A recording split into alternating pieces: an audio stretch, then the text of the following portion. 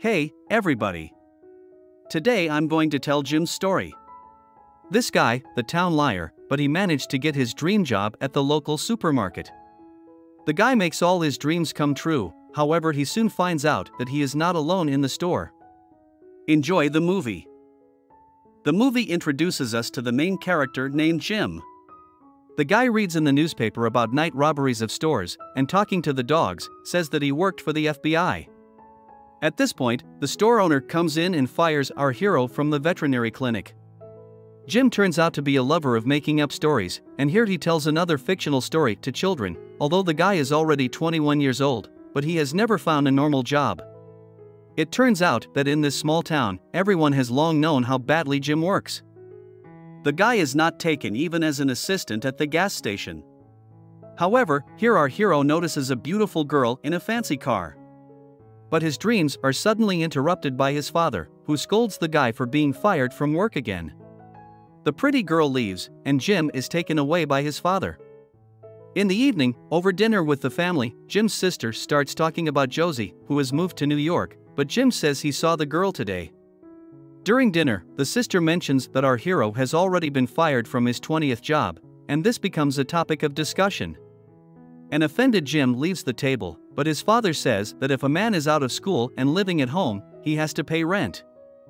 On his father's concrete truck, Jim arrives for another job interview at a hypermarket. It is now very important for the guy to get the job, otherwise his father will kick him out of the house.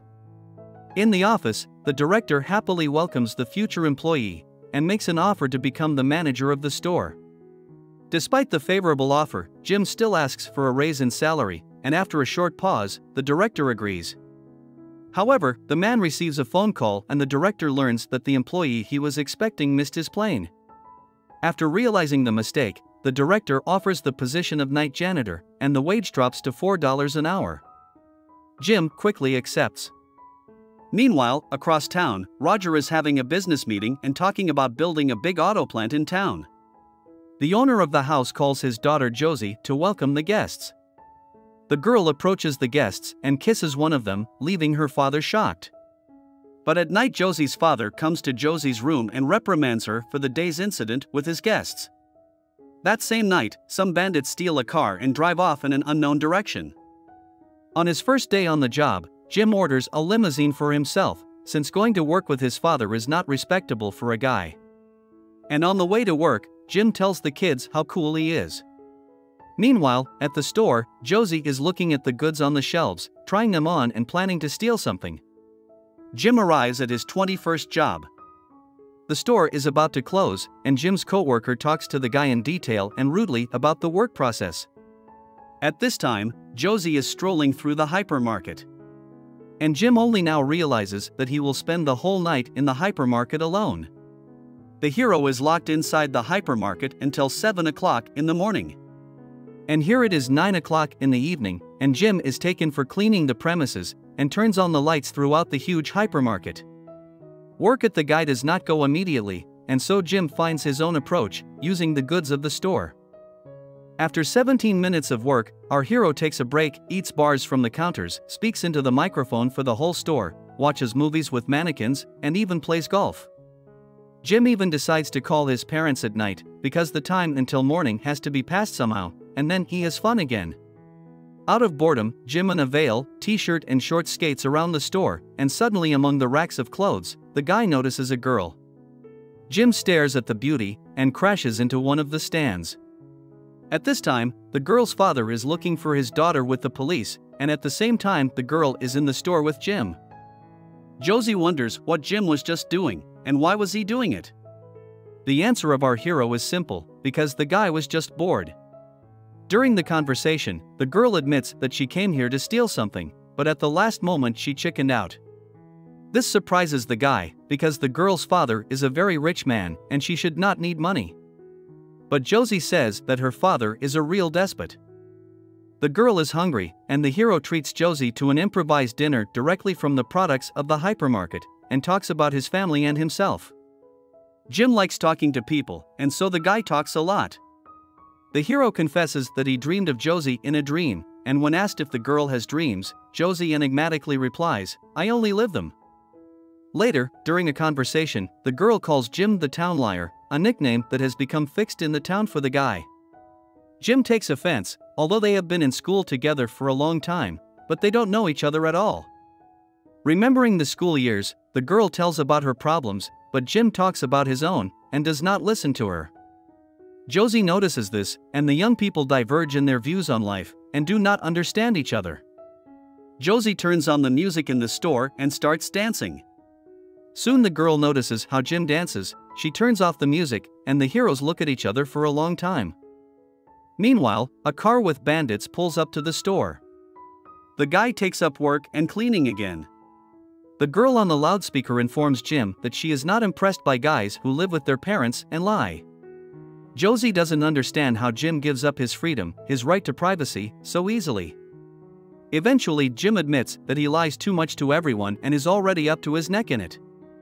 The girl says that she would give everything to have such freedom, and Jim, in turn, does not understand why Josie does not move from her father to live independently.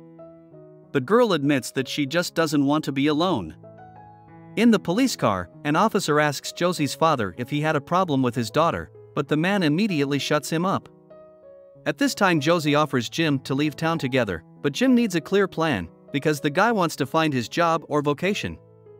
The girl planned to go to Los Angeles, live and work there. If she makes it, her father will realize that she can live and take care of herself, and if she goes back, her father will destroy her. Jim is surprised by the girl's words, because the guy thought that Josie's life was in chocolate. Now Jim understands the girl better, and decides to go with her. It turns out that Josie has $50,000 in her purse. To escape, our heroes will need a car, and need to wait until morning when the doors are opened. At this time, a car with bandits pulls up to the door of the store. Jim counts the money, and Josie asks how she can repay for not paying attention to him at school. Jim says that he has always dreamed of dancing with Josie. The girl thought that he would ask for something else, but Jim wants to start all over again. We see Jim and Josie doing a slow dance around the fish tanks and then kissing. At this point, a police car pulls up to the hypermarket. The sheriff inspects the store and knocks on the doors. Jim runs to the officer, and outside the officer is spotted by thugs.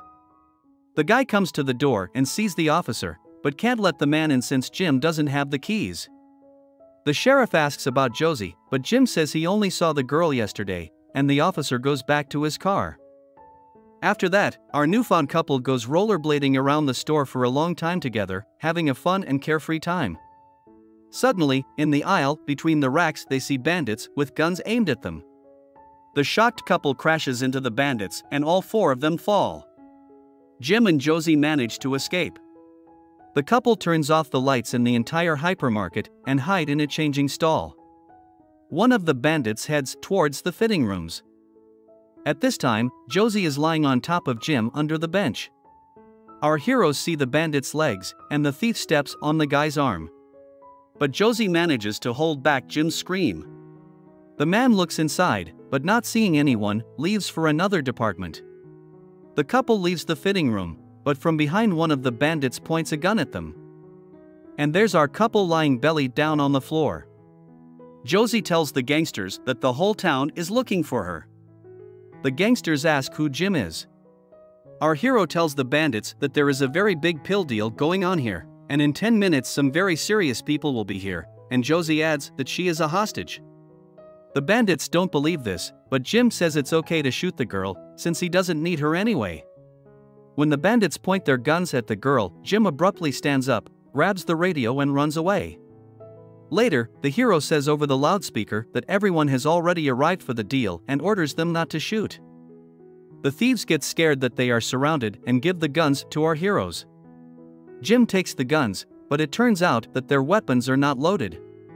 The bandits stand up, and Jim hands the guns back. The bandits shoot up, and it turns out they were fooling Jim. The guy is sure they are the thieves who injured a bank employee in another town, because Jim read about it earlier in the paper. Our couple walks through the store at gunpoint of the bandits, and Josie says they're still alive and she has a plan.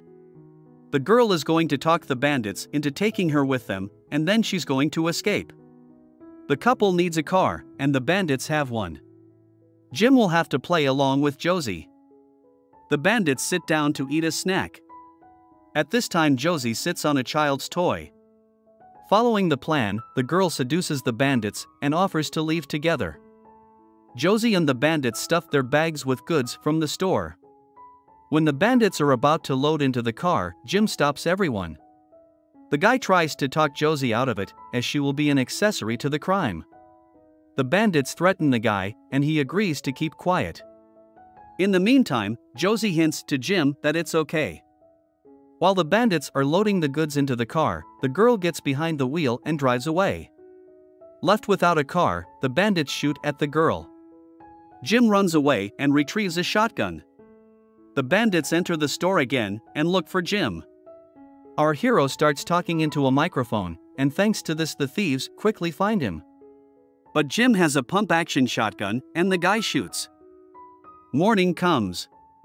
At the cafe, Josie and Jim's father sit side by side, both tired. Josie goes back to get Jim. A police car pulls up to the hypermarket and the sheriff is looking for Jim, but finds the bandits tied up. Josie and Jim leave for Los Angeles, but before leaving, the guy shows the kids his girlfriend. Soon we see them lounging together by the pool. This is the end of the movie. Thank you all for watching this video to the end. Give this video a like. Write in the comments what you think about this movie, and see you in new videos.